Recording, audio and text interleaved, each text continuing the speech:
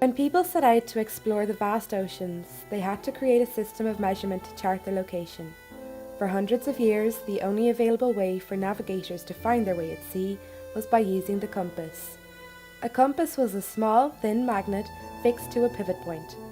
It worked by using the Earth's magnetic field to point north. Although the compass gave early sailors direction, it was not a reliable way of navigation.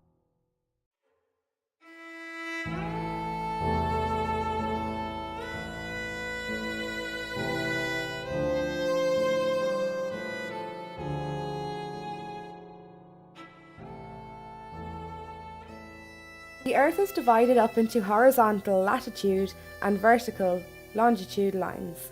With a degree of each of these lines, you can find your exact location anywhere on Earth. A degree is broken down to 60 minutes, and each minute, or nautical mile, is divided again into 60 seconds. The problem was measuring where the ships were on these lines at any given time. To find latitude, sailors use a sextant, a more modern and accurate version of an older navigational instrument known as an astrolabe. A sextant was used to measure the angle of the sun to the horizon. To use the sextant, a sailor would look through the eyepiece, positioning the horizon in the clearer half of the viewer, and then adjust the arm of the sextant along its arc so that the sun or other object being measured appeared in the silver half of the viewer, just touching the horizon. In this position, the arm along the arc would show the angle between the horizon and the sun. Finding longitude proved to be more difficult, and it wasn't until the 18th century was a solution found. Before, sailors would find the right latitude and follow that line, but this is not a very accurate or safe way for sea travel.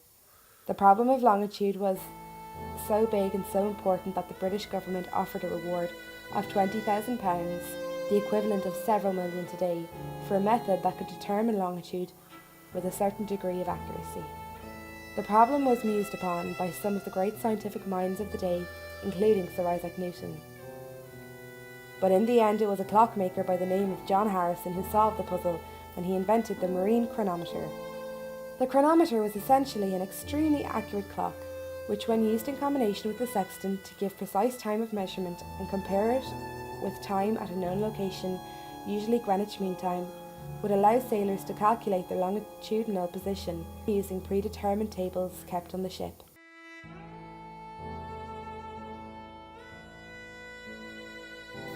A ship's speed is measured in nautical miles per hour, or knots. The term knot originates from the traditional practice of using a log line to calculate the speed of a vessel. A log line was originally a piece of wood attached to a length of rope with knots tied along its length at regular intervals, usually around 47 feet. It would be thrown overboard at the back of a vessel during movement, and using a timekeeping device, sailors would measure how far away or how many knots the ship had travelled from the log in the elapsed time.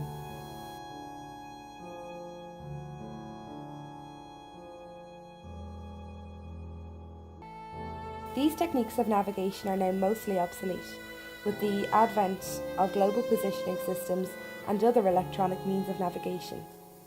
However, many sailors are still required to be trained in and know how to navigate using celestial bodies, and all ships are required to carry these instruments, along with mechanical compass in case of power outage or in other emergency situations.